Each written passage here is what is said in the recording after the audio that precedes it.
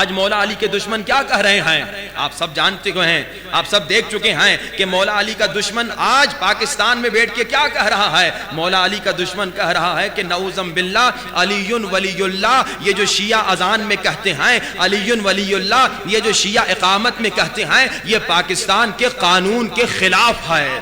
کون کہہ رہا ہے؟ ایک دشمن علی بغض علی میں بول رہا ہے، کہہ رہا ہے یہ جو شیعہ اذان میں علی ولی اللہ کہتے ہیں اسے بند کرنا چاہیے، کہہ رہا ہے یہ جو شیعہ اقامت میں علی ولی اللہ کہتے ہیں اسے بند کرنا چاہیے، اور کہہ رہا ہے یہ پاکستان کے قانون کے خلاف ہے۔ ارے تمہیں پتا نہیں کیا کہ پاکستان کو بنانے والا بھی علی ولی اللہ کہنے والا ہے؟ تمہیں معلوم نہیں ہے کیا کہ پاکستان کو بنانے والا علی ولی اللہ کہنے والا ہے؟ اور تو بھول گیا ہے پاکستان مسلمانوں کا ملک ہے، اور مسلمان سب قرآن کو مانتے ہیں، اور قرآن کے 5ویں سورے کو بھی مانتے ہیں، 5ویں سورے کی 55ویں آیت کو بھی مانتے ہیں۔ ہم پہ اعتراض نہ کرو، پہلے قرآن پڑھو، ہمارے علی ولی اللہ کہنے پر اعتراض نہ کرو، پہلے قرآن پڑھو۔ قرآن میں اللہ نے کہا انما ولیکم اللہ ہو، تو ہم نے کہا لا الہ الا اللہ، اللہ نے کہا ورسولہ، تو ہم نے کہا محمد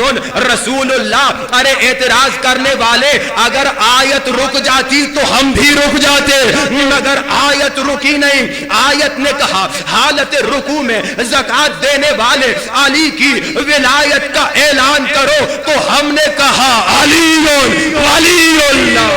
ہم نے اپنی طرف سے نہ اپنا کلمہ بڑھایا۔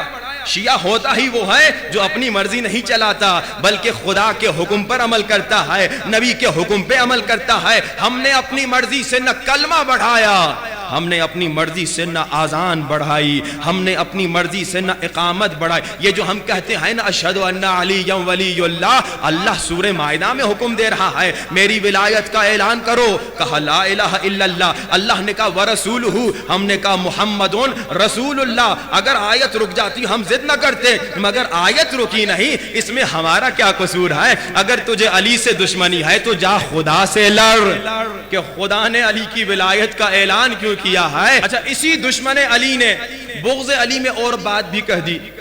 ایک بات اس نے یہ کہی کہ اشہد ان علی ولی اللہ اذان میں سے نکال دو، منع کر دو، ایک بات اس نے یہ کی، اور دوسری بات اس نے دشمن علی نے یہ کہی کہ پاکستان میں کیونکہ شیعہ کم ہیں تو پاکستان میں شیعوں کو عزاداری کرنے کی اجازت بھی نہیں دینی چاہیے۔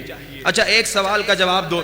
پہلی بات تو تم اپنے زیادہ ہونے پر غرور کر رہے ہو، تم اپنے زیادہ ہونے پر تکبر کر رہے ہو، تم اپنے زیادہ ہونے پر گھمنڈ کر رہے ہو۔ تم نے پھر قرآن نہیں پڑھا۔ قرآن خود کہہ رہا ہے اکثرہم لا یعلمون، اکثر لوگ نہیں جانتے، اکثر لوگ جاہل ہیں، اکثر لوگ بے عقل ہیں۔ اور قرآن کہہ رہا ہے قلیل من عبادی الشکور، میرے بہت کم عباد ہیں، میرے بہت کم بندے ہیں جو اللہ کا شکر ادا کرتے ہیں۔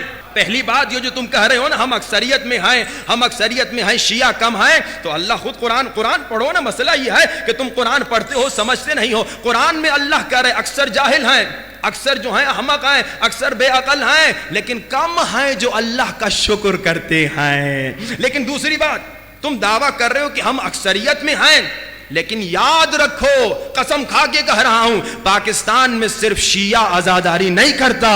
تم کیا سمجھ رہے ہو کہ پاکستان میں صرف شیعہ عزاداری کرتا ہے؟ پاکستان میں سنی بھی عاشق حسین ہے، عزاداری کرتا ہے۔ پاکستان میں عیسائی بھی عاشق حسین ہے، عزاداری کرتا ہے۔ پاکستان میں حنفی بھی عزاداری کرتا ہے، پاکستان میں بریلوی بھی عزاداری کرتا ہے۔ پاکستان کا ہر سنی مسلمان عاشق حسین ہے، سارے پاکستانی عزاداری کرتے ہیں۔ تم سمجھ رہے ہو جلوسوں میں صرف شیعہ آتے ہیں، جلوس میں سنی بھائی بھی آتے ہیں۔ تم سمجھ رہے ہو ماتم صرف سنی کرتے ہیں، ماتم صرف شیعہ کرتے ہیں۔ ہم نے خود کئی سنیوں کو دیکھا جو ماتم کر رہے تھے۔ تم سمجھتے ہو صرف غم حسین میں صرف شیعہ روتے ہیں؟ ہم نے خود دیکھا کئی اہل سنت کے بھائی ہیں، یہاں حسین کا نام آیا وہ چیخ چیخ کے رونے لگے۔ تم کس بیس پہ کہہ رہے ہو شیعہ کم ہے؟ اگر شیعہ کم ہے تو حسینی کم نہیں ہے۔ اگر شیعہ اقلیت میں ہیں تو حسینی بہت زیادہ ہیں، شیعہ بھی حسینی ہے، سنی بھی حسینی ہے، بریلوی بھی حسینی۔ میں نے خود اس سال دیکھا، میں عاشور کے دن مجلس پڑھ رہا تھا، مصائب مولا حسین پڑھ رہا تھا، یہاں میں مصائب شروع کرنا میں نے شروع کیا، سنی بھائی تھا شیعوں سے زیادہ چیخ چیخ کر رو رہا تھا۔ تم کس کس کو الگ کر رہے ہو؟